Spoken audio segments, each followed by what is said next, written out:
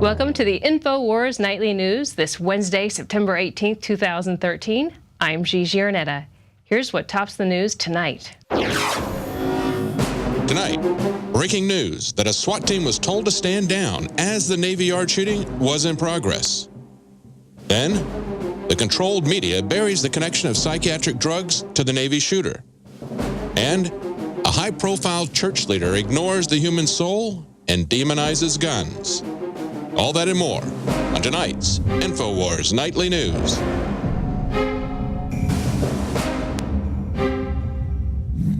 At the Navy Yard, the SWAT team stood down. They were told to stand down at the mass shooting. A tactical response team of the Capitol Police, a force that guards the U.S. Capitol complex, was told to leave the scene by a supervisor instead of aiding municipal officers. Multiple sources in the Capitol Police Department have told the BBC that its highly trained and heavily armed four-man containment and emergency response team, known as CERT, was near the Navy Yard when the initial report of an active shooter came in at about 8:20 local time. The officers were wearing full tactical gear and armed with HK-416 assault weapons. They arrived outside Building 197 a few minutes later. An official with the knowledge of the incident told the BBC. Wow, the outcome of this thing would have been a lot different, I think, if they would have been able to do their job. Of course, hindsight is 20/20, right? Another thing we're not hearing very much about is the fact that he was on a psychiatric drug, and they're not really discussing it in the media at all. Despite every indication that the Navy Yard shooter, Aaron Alexis, was on SSRI drugs that have been linked to dozens of previous mass shootings, the mainstream media has once again avoided all discussion of the issue, preferring instead to blame the tragedy on a non-existent AR-15 that the gunman didn't even use.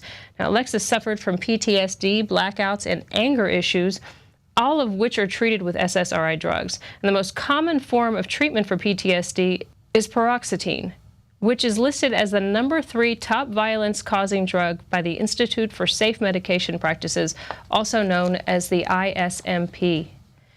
Now, with PTSD, taking drugs like this can be very risky because there are a lot of side effects, and some of them are very, very adverse. But the other thing they're not talking about is why this guy was able to get a security clearance. It's not easy to just get a secret security clearance, but for some reason he made it through the system despite all his issues. Now, the official story ignores the intelligence connection and pushes gun and mental illness propaganda ahead of the next attack on the Second Amendment. Now, Hoshko actually works. Hoshko, a central figure in subtracted military information technology, said that he has questions, too, about this whole thing. He says he's working with authorities to figure out why somebody didn't see a pattern or certainly flag this back in 2007 when all this other stuff happened with him. Now, he's known to have misconduct and a couple of run-ins with the police, and also that he has PTSD. But when you get a security clearance, these things actually get in the way of you getting a clearance. Let's take a look at how to get a security clearance. Now, the first thing an applicant has to do, obviously, is go through the basic application process, which includes your verification of U.S. citizenship and fingerprinting. The last part is the adjudication phase, during which findings from the investigation are reviewed and evaluated based on 13 factors. Now, some of these factors are your criminal background and personal conduct, which obviously didn't happen here, your history of substance abuse, and any mental disorders. And of course, now with this gentleman, there was personal conduct issues reported in the Navy and out of the Navy, substance abuse. He was a heavy drinker, they say, and also the mental disorder that has been revealed, and also the mental disorder that was revealed in the last 24 hours that he was going through, and he had talked to the VA about that. There are a few other intrusive questions that come out, including you can also have a polygraph done to you and questions to your neighbors, which they did not do in this case, clearly. But stick around till after the break. We have more news.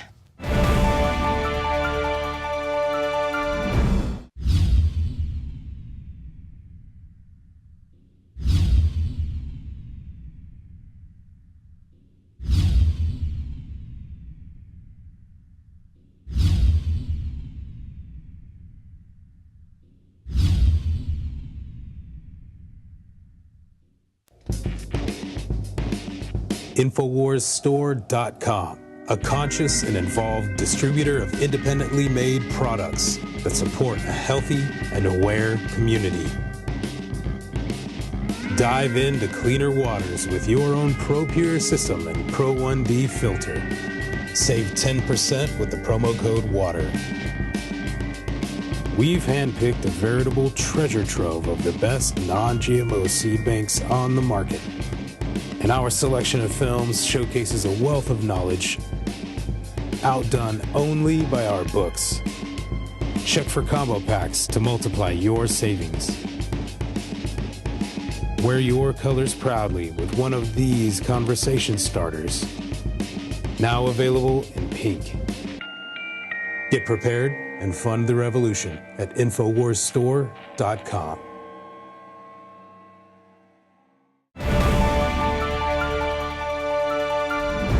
Earlier this week on Infowars.com, Paul Joseph Watson wrote an article that the former NSA director Michael Hayden said that he advocates a Chinese-style internet takeover. Former NSA Director Michael Hayden says he has a problem with the internet. It's anonymous. Hayden compared the internet to the Wild Wild West, a lawless free-for-all, indicating that he'd like to see the U.S. adopt a system of web policing much like that used in communist China. In order to crush dissent, users there are mandated to provide their real names, addresses, and identification numbers before they can use services like the heavily censored Chinese version of Twitter. The ruling Communist Party routinely censors keywords and scrubs entire conversations that contain politically sensitive information. Prominent bloggers who attract millions of followers as a result of criticizing the government are now being arrested and forced to confess their crimes against the government on live television, in what appears to be a move to intimidate online opinion leaders from speaking too freely or critically of the government. Hayden's not the only one advocating the move for a Chinese-style World Wide Web. Senator Joe Lieberman invoked cybersecurity in his attempted kill switch bill in 2010. Lieberman said, "Right now, the government in China can disconnect parts of its internet in case of war, and we need to have that here." We reported in 2011 about the Obama administration's plans to develop a national internet ID system. The so-called National Strategy for Trusted Identities in Cyberspace would be a voluntary identity ecosystem where all of your information will be stored on a smart card, cell phone, or some other gadget which you would use to access a myriad of info like your tax returns, banking statements, health information, basically a passport to your entire life, which you'd only be able to access via the internet if you volunteered yourself to the system. The IRS, Homeland Security, and banks everywhere have already been caught red-handed abusing and mismanaging account information, and now they propose that they provide the management for a single sign-on system that's going to affect tens of millions of citizens. Your ID provider would not know how you use your credential. There is no central database tracking your actions. Oops. Busted. Sorry guys, but Edward Snowden already blew that lie wide open when he informed the world about PRISM. Cybersecurity is being used to justify the push toward a Chinese-style internet ID system and censorship, but the U.S. government might just be the biggest hacker of all. It's really important that we stop cyber attacks. And the way to do that is to make our cyber systems more secure. But the problem is the government's doing the opposite. They are funding the creation of vulnerabilities. They are offering rewards for people to find and build vulnerabilities into the system and give it to the U.S. government so then the U.S. government can launch cyber attacks on other countries. Hayden himself said that the U.S. could be charged with the militarization of the internet. But it's this very cyber warfare that's given cybersecurity advocates the justification they need to arm President Obama with an internet kill switch. And if the U.S. government stages a cybersecurity false flag to cripple the web and threaten national security, well, that voluntary ID program will become mandatory for anyone who wishes to use the internet. To see the progression of the police state, pick up copies of the Police State Trilogy and Police State 4, The Rise of FEMA at InfoWarsShop.com. Reporting for the Infowars Nightly News, I'm Leanne McAdoo. The Starbucks CEO says your gun is not welcome in his coffee shop. Now, they're not planning on actually stopping people with guns, but he says it's a gun-free zone, and the presence of a weapon in our stores is unsettling and upsetting for many of our customers. But to be clear, Starbucks will not slap an outright ban on guns, he says, because enforcing such a ban would potentially require our partners to confront armed customers. So even if people are carrying guns in the store, they are not going to approach you and tell you to get out. So this is probably a politically correct maneuver on his part.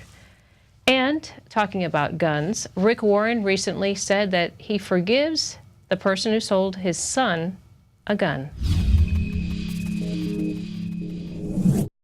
Rick Warren was on Piers Morgan last night, and you would think that Piers Morgan wouldn't want to have him on that often, since Piers Morgan hates the Bible as much as he hates the Constitution. But he's always been very polite, very deferential to Rick Warren, especially last night. And it wasn't just because of his recent loss. It's because Piers Morgan knew that Rick Warren would push the gun control agenda. Rick Warren's son committed suicide with a gun that he illegally got in California. Where did he get this gun? We now know that he had mental health issues his whole life. Yeah. Well, he didn't get it legally, that's for sure. The gun laws in California are very strict, and they worked. We're grateful that the laws kept Matthew from getting the gun for as long as it did. Warren thinks that the California gun laws are great, even though his son was still able to get a gun. Anyone who is determined to get a gun will get one, whether it's legal or illegal. Prohibition doesn't work. Alcohol prohibition didn't stop people from getting booze. Drug prohibition hasn't stopped people from getting drugs. All it does is increase the availability and the lethality of the things that we're trying to prohibit. It also breeds political corruption, gang violence, street crime. It doesn't work. We just saw a shooting in D.C. where there's more gun laws than anywhere else in the country, and it was done inside a military facility. It's just like people dying from drug overdoses in federal prisons. But don't expect Rick Warren, Piers Morgan, or their followers to have a single moment of cognitive dissonance as they push for even more laws that are ineffective except to harass legal gun owners. He wanted one, as far as you're aware, for one purpose. Oh, only one purpose. I have to say, Pierce, one of the hard things was forgiving the person who sold him the gun. Because they prayed. Because I didn't want to forgive him. Rick Warren doesn't blame himself, doesn't blame his wife, doesn't blame his son. I don't blame them. I don't know what I would do in that kind of a situation. But Rick Warren is looking for someone to blame. So he passively blames the person who sold the gun and says that he forgives that person. Well, that person doesn't need his forgiveness. Selling a gun to someone is not assisting in a suicide any more than selling a rope to someone where they turn around and hang themselves with it later is helping that person to commit suicide. If his son had committed suicide with a car, should we prohibit cars? Should we hassle people buying cars with ineffective laws? I'm here because my grandfather successfully defended his life with a gun without even firing it. Guns are simply a tool. They're an inanimate object. It depends on the person who is using it, whether it's used to save lives or to take lives. Of all people, Rick Warren should understand that it's the person that matters, not the inanimate object. If he doesn't have the wisdom to understand how guns can be used in self-defense, if he doesn't have the wisdom to understand the political implications of how guns can be used against tyrants, he should get out of the debate and not be a tool of the gun grabbers like Piers Morgan. For Infowars Nightly News, I'm David Knight. If you want to do your own research into these matters, you can go to prisonplanet.tv, and we have everything there. And you can also give your username and password to up to 10 people. Stick around till after the break. We'll be talking with George Hemminger, and he's looking at what Jerry Brown is doing to California. They're adding more gun laws, if you can believe it. We're going to talk a little bit about what's happening inside of the VA.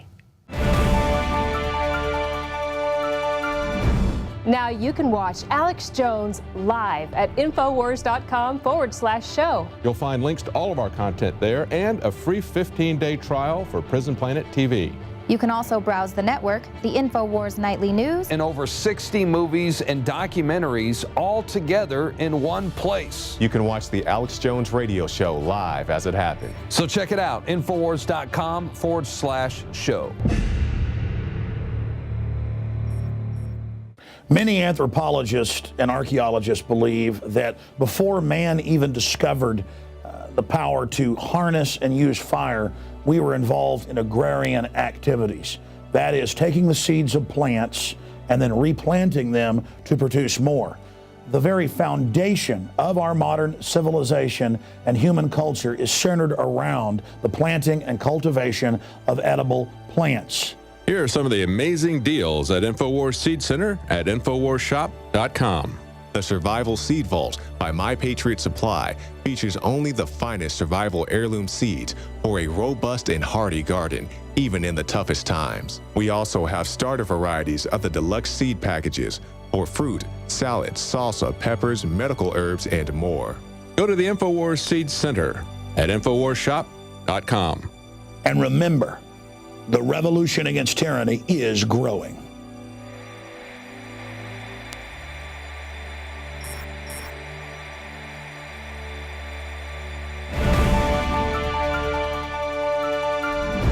Recently on Infowars, we had a chance to do a story on gun confiscation dealing with the Veterans Administration. And George Hemminger was able to actually talk with the VA doctor and get the details on the situation. George, thank you so much for joining me today. Hey, no problem, Gigi. Thank you for having me on. So let's just jump right in. Right now, the topic of the Veterans Administration is really hot. What was that interview like?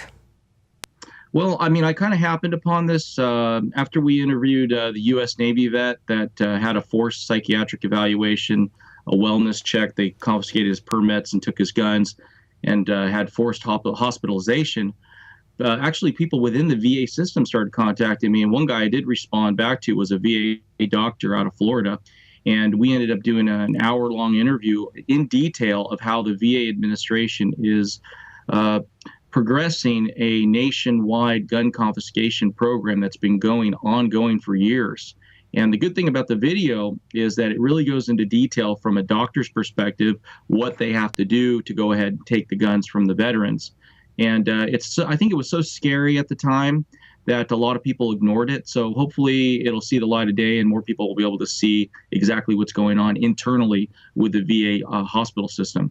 Now, George, where can we find it? I realize that it's not on George for Title anymore, your YouTube site, but what can people do to find it? Yeah, this information was really hot to handle. I initially did the interviews with another gal that I ran a website with, and she took it down. He actually wanted to retract the video because he was afraid that they were going to come after him. There were some issues with some voice modulation with the video. But if you type into Google VA doctor gun confiscation, the video will come up and you'll be able to watch it. And basically, for those that don't know, we did an article here at Infowars.com covering this, where there was actual kickback for the VA doctors who are taking guns from the veterans willingly or unwillingly. And I really wanted to talk a little bit about that, George. When you spoke to him, he mentioned that basically they were going to take those guns whether the person was going to allow it or not. Can you tell us a little bit about that and how they did it? Yeah, he gave me some intimate details of how they are, how basically they make their money at the VA system, and a lot of it is incentivized. So there's a whole lot of work on the ground that doctors do that they get incentivized for. It could be anything from helping teach other doctors. And in this case, he mentioned that they were paid $3,000 to take away guns from veterans. So there's actually a financial incentive to go ahead and try to take the guns of veterans that are red flagged on their questionnaire system. And now there's the funny part. Some of those red flags are, it's not really funny, I suppose, but some of those red flags are if you're a patriot. Yeah, I went into detail with him, and it's on the video where I asked him, what's going on with these questionnaires that you're doing, and he says when you come in, and we don't want to scare veterans from getting any medical help, but they need to understand, at least from this doctor's perspective, that the questionnaires are getting very, very intimate, very, very detailed. They want to know all your family history. They are doing bipolar screening, depression screening, all types of family work history, anything and everything they are putting down in these questionnaires and these interview systems, and then they will use that against you. If you have anything that is showing any type of mental situation, any type of stress situation, they can go ahead and use that, working with local law enforcement to take away your guns, do a wellness check, and then end up, you might end up in a situation where you're hospitalized against your will. Well, basically what they're saying now, it seems like, is if you don't answer things that the way that they tell you to answer it, whether it's, hey, do you have a weapon? And you answer, well, that's none of your business, then that's automatically yes. Yeah, you're already red flagged. When you just stand up for your rights or you display your political affiliations and they're not in line with Obama, and that's where I tried to get to the heart of the matter. Where is this all coming from? And he, on his level, was a little bit confused. He believes that the game plan to take away the guns is really going to come from the Department of Health and Human Services, perhaps Homeland Security, but that's really the target of how they're getting the veterans. And right now, there's so many veterans that are on medication, sleep medication. They get benefits for post-traumatic distress disorder, and they also get those benefits. They don't have to be in combat to apply for those benefits. They could be in a car accident, or they could just be having stress or some type of anxiety. So I think the latest statistic was like 40% of our veterans have some type of post-traumatic distress, and they're getting services from the VA. They need to understand while they're getting those services and benefits, they can use that as pathways to take away their guns. Well, sure. And this flies in the face of HIPAA, where we're supposed to have doctor-patient privacy. Who's getting this information, and how are they using it against you? Is that really even, that sounds to me almost against the law. Well, and the thing with it is they're saying, hey, come on this way. You have PTSD. Here's your prescription. And the thing is, they're making it so easy for them to have the benefits that it's a lure. They just don't realize what they're walking into. Some of the questions, he actually goes into detail, the exact questions he asks. And questions that he asks are, do you feel the government can watch you?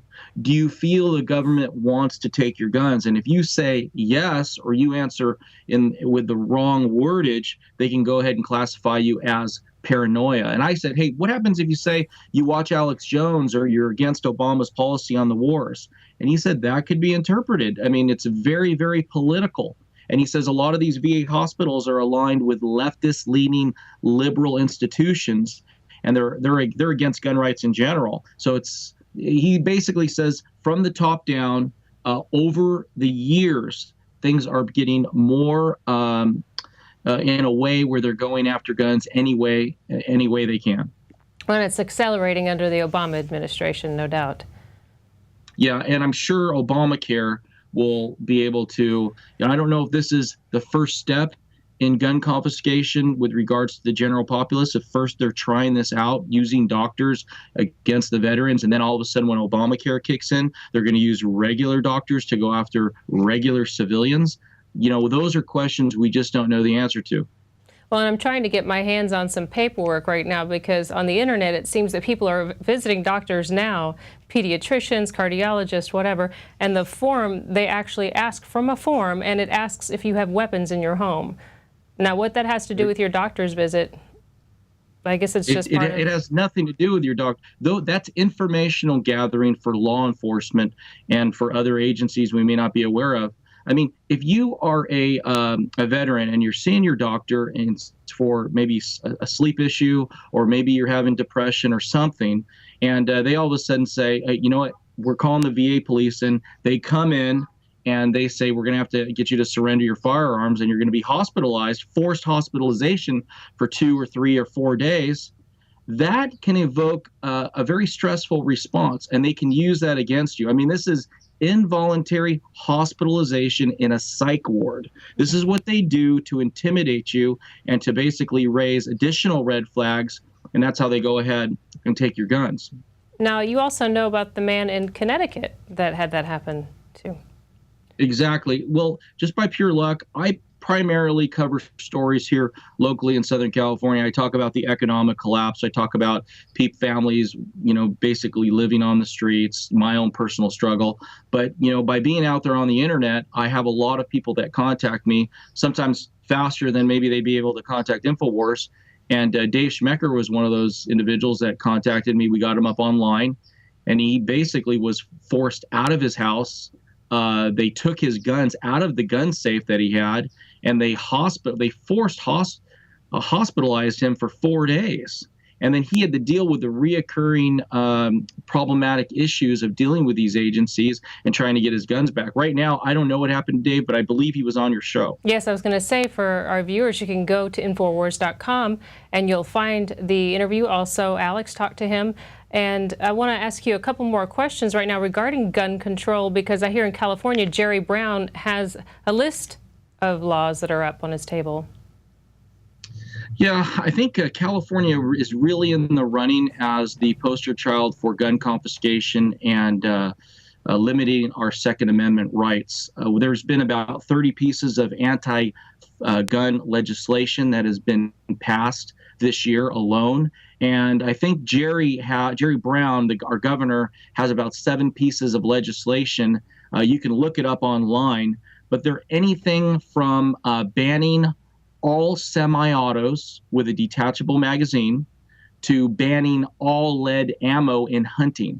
So they just, basically this is a progression in California of trying to take away any gun rights that you may have. And I've talked with people that own semi-automatic weapons, and they are totally confused. And George, are just totally confused what's legal and what's illegal. And George, we're running out of time, so I wanted to quickly, before we disconnect here, apps. Can you tell us about apps real quick in about 10 seconds? Okay, real quick, apps is a law that passed in California. It's called the Armed Prohibited Person System. Definitely do your research.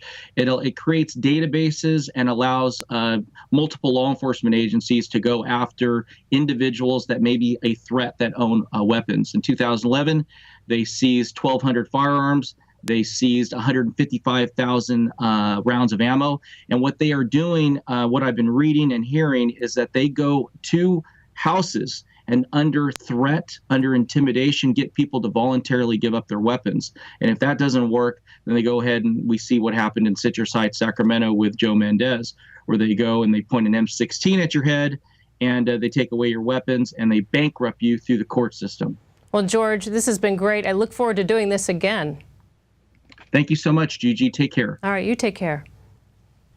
And of course, you can find out more about George Hemminger and his very unique lifestyle at his YouTube channel, George 4 Title. That's George, the number 4, and Title on YouTube.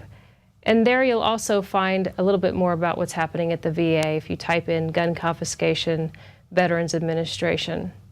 It's very sad what's happening to our veterans, and we can only hope that things will get right in this country.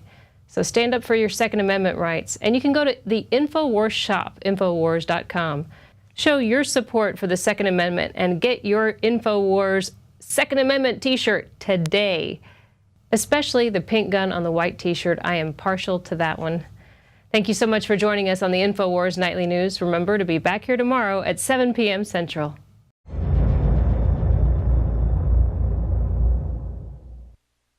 Now you can watch The Alex Jones Show live as it happens at Infowars.com/show. You'll find links to all of our content there and a free 15-day trial for Prison Planet TV. More than 60 movies and documentaries all in one place at Infowars.com/show.